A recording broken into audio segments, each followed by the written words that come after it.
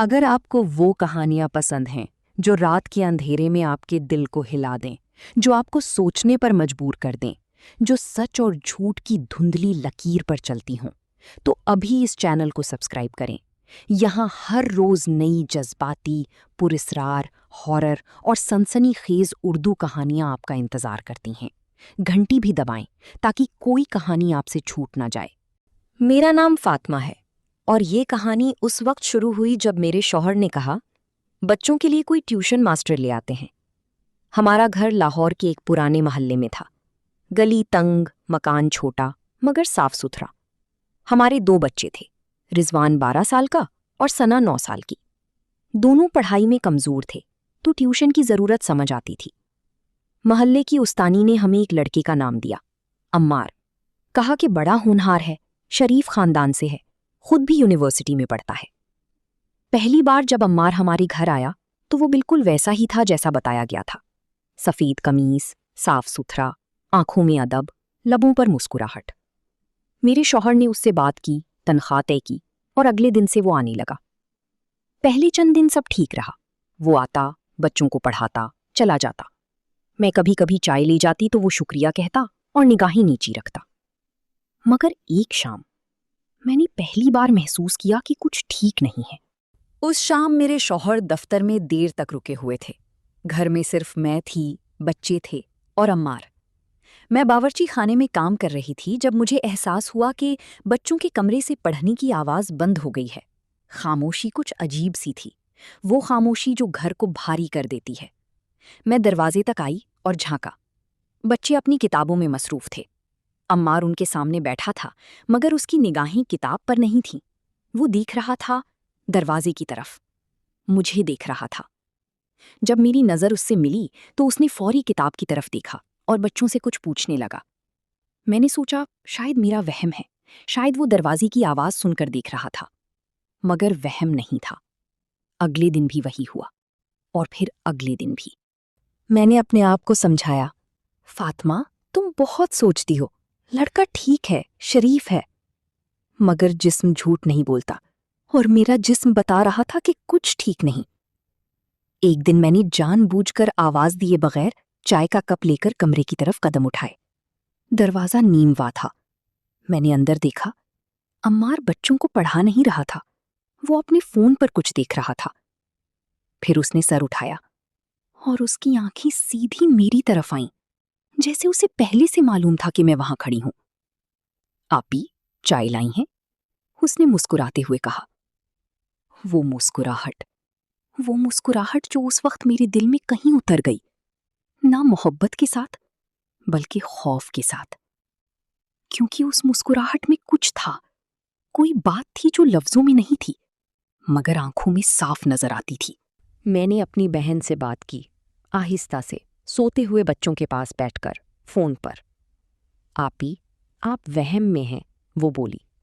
لڑکا جوان ہے، گھر میں آتا ہے، یہ ہوتا ہے، شاید ادب سے دیکھتا ہو۔ مگر میں جانتی تھی ادب اور وہ نگاہ دونوں ایک نہیں ہوتے۔ ایک ہفتے بعد ایک واقعہ ہوا جس نے میری نیند اڑا دی۔ وہ روز کی طرح آیا تھا۔ بچے باہر صحن میں کھیل رہے تھے ٹیوشن سے پہلے۔ میں اپنے کمرے میں کپڑے تہہ کر رہی تھی۔ دروازہ بند تھا مگر کنڈی نہیں لگی تھی۔ اچانک دروازہ کھلا۔ میں نے پلٹ کر دیکھا، عمار وہاں کھڑا تھا۔ اس کے چہرے پر حیرت کا اظہار تھا۔ او معذرت آپی، مجھے لگا یہ واش روم ہے۔ مگر واش روم تو گلیارے کے اس طرف تھا۔ ہر کوئی جانتا تھا واش روم کدھر ہے۔ میں نے اسی رات اپنے شوہر سے بات کی۔ تم زیادہ سوچتی ہو فاطمہ، یہ پہلا جملہ تھا۔ دروازہ غلطی سے کھل سکتا ہے، یہ دوسرا۔ وہ ٹھیک لڑکا ہے، اسے ہٹانے کی ضرورت نہیں، یہ تیسرا۔ اور پھر وہ سو گئے۔ مجھے نیند نہیں آئی۔ اس رات میں بستر پر لیٹی چھت کو تکتی رہی۔ گھر خاموش تھا، پنکھا چل رہا تھا۔ باہر کہیں کوئی کتا رو رہا تھا، وہ آواز جو رات کے سناٹے میں اور بھی خوفناک لگتی ہے۔ میں سوچتی رہی، کیا واقعی میں غلط ہوں؟ کیا میں وہ دیکھ رہی ہوں جو نہیں ہے؟ مگر پھر وہ مسکراہٹ یاد آتی اور نیند پھر سے دور ہو جاتی۔ 3 دن بعد میں نے ایک کام کیا جو میں نے پہلے کبھی نہیں کیا تھا۔ میں نے اپنے پرانے فون پر ایک سستا سا ایپ ڈاؤن لوڈ کیا، کیمرا ایپ، جس سے فون کو ایک کونے میں رکھ کر ریکارڈ کیا جا سکتا تھا۔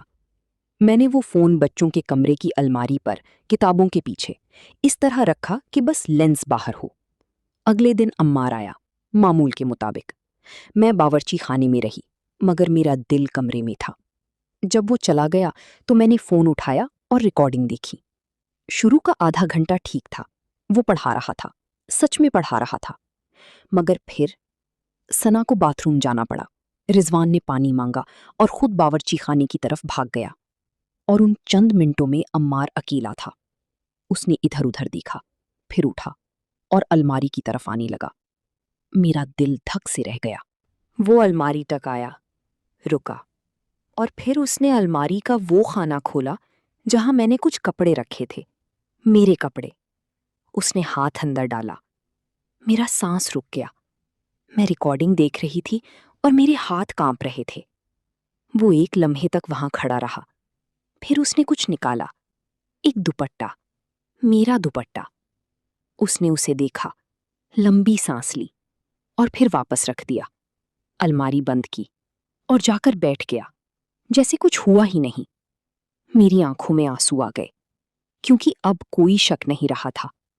یہ لڑکا جو بچوں کو پڑھانے آتا تھا، جو ادب سے نگاہیں جھکاتا تھا، جسے میرے شوہر نے شریف سمجھا تھا، وہ شریف نہیں تھا۔ اب سوال یہ تھا کہ میں کیا کروں؟ میں نے وہ ریکارڈنگ اپنے شوہر کو دکھائی۔ اس بار وہ چپ رہے، بہت دیر تک چپ رہے، پھر بولے، کل سے وہ نہیں آئے گا۔ اگلے دن عمار کو بلایا گیا۔ شوہر نے اسے صرف اتنا کہا، ہمیں ٹیوشن کی ضرورت نہیں رہی، تنخواہ دی اور دروازہ بند کر دیا۔ عمار نے کچھ نہیں کہا، مگر جاتے ہوئے اس نے پیچھے مڑ کر دیکھا، اور اس کی نگاہ میرے چہرے پر ٹھہری، وہ نگاہ جو آج بھی مجھے یاد ہے۔ اس میں غصہ نہیں تھا، پچھتاوا نہیں تھا، بس ایک عجیب سی یقین دہانی تھی، جیسے وہ کہہ رہا ہو، میں جانتا تھا تم نے دیکھا۔